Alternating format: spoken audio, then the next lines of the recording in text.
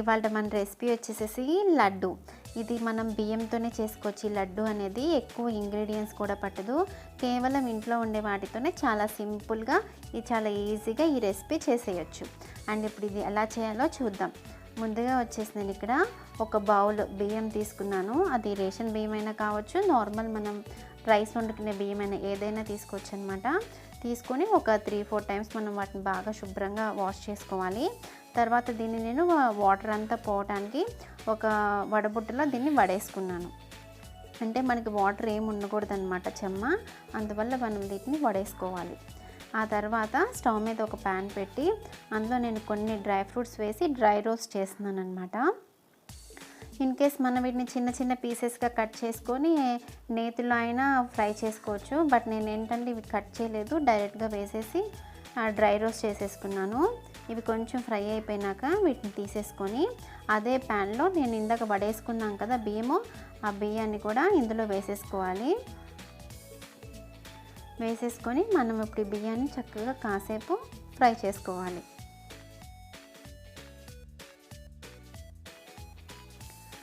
చూడండి, ఇప్పుడు మనకి బియ్యం కూడా చక్కగా ఫ్రై అయిపోయినాయి. మనకి డిఫరెన్స్ తెలుస్తుంది ఇందాక వేసినప్పటికి ఇప్పటికి.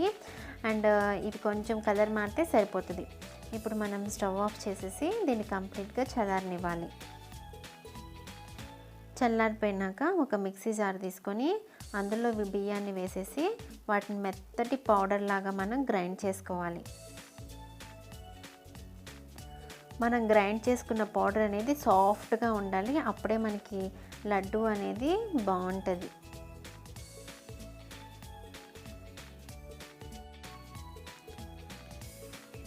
నేను ఇక్కడ గ్రైండ్ చేసేసుకున్నాను. చక్కగా మెత్తగా వచ్చేసేసింది పౌడర్ కూడా. మనం ఇక్కడ తడి బియ్యం తీసుకున్నా కూడా అది మనం ఫ్రై చేసుకున్నాం కాబట్టి మనకి పిండి కూడా చక్కగా పొడి పిండిలాగా సాఫ్ట్గా వచ్చేసింది. ఇప్పుడు నేను ఒక కవర్ తీసుకొని అందులో మనం ఇందాక ఫ్రై చేసుకున్న డ్రై ఫ్రూట్స్ వేసేసి నేను వాటిని కచ్చా పచ్చాగా దంచేసుకుంటున్నాను. చిన్న చిన్న ముక్కలుగా కోయడం కన్నా కూడా ఇది కొంచెం ఈజీ ప్రాసెస్ అనిపిస్తుంది. అందుకని నేను వాటిని చిన్న చిన్న పలుకులుగా కచ్చా పచ్చాగా దంచేసుకున్నా. ఇప్పుడు వీటిని పక్కన పెట్టేసేసుకొని స్టవ్ ఆన్ చేసి దాని మీద ఇంకొక ప్యాన్ పెట్టుకొని అందులో ఒక 1/4 కప్పు బెల్లం తీసుకోవాలి. అండ్ అలానే అదే కప్పుతో ఒక అరకప్పు వాటర్ కూడా యాడ్ చేసుకోవాలి. ఇక్కడ నేను ఏ కప్పుతో అయితే బియ్యం తీసుకున్నానో అదే కప్పుతో 1/4 కప్పు బెల్లము అలాగే అరకప్పు వాటర్ యాడ్ చేశాను. అండ్ మనకి బెల్లం మొత్తం చక్కగా కరిగిపోవాలి. చూడండి, బెల్లం చక్కగా కరిగిపోయింది. ఇప్పుడు దీన్ని మనం ఒక 2 మినిట్స్ కుక్ చేసుకోవాలన్నమాట. ఎందుకంటే మనకి బెల్లం పాకం అనేది లైట్గా తీగ పాకం లాగా వస్తే సరిపోతుంది. ఇప్పుడు దీనిలో మనం ఇందాక గ్రైండ్ చేసుకున్న పౌడర్ ఉంది కదా, అది కొంచెం కొంచెం వేసుకుంటా మిక్స్ చేసుకోవాలి. స్టవ్ని సిమ్లో పెట్టి మిక్స్ చేసుకోవాలి, లేదంటే మనకి అది మాడిపోతుంది, గట్టిగా వచ్చేస్తుంది అనమాట. అందువల్ల సిమ్లో పెట్టి కొద్దిగా యాడ్ చేసుకుంటా మిక్స్ చేసుకోవాలి.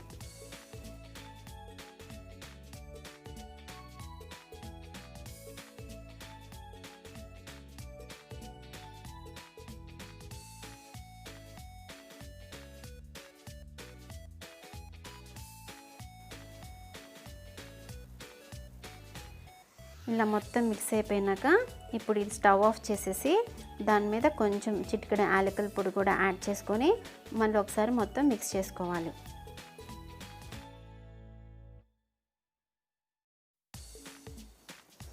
ఇలా మిక్స్ చేసేసిన తర్వాత దీన్ని కాసేపు చల్లారనివ్వాలి.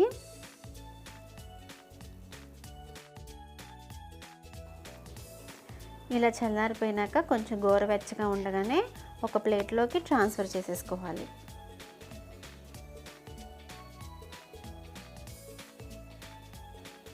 ఇప్పుడు దీంట్లో మనం ఇందాక కచ్చా పచ్చాగా దంచుకున్న డ్రై ఫ్రూట్స్ ఉన్నాయి కదా, వాటిని కూడా యాడ్ చేసేసి బాగా మిక్స్ చేసుకోవాలి.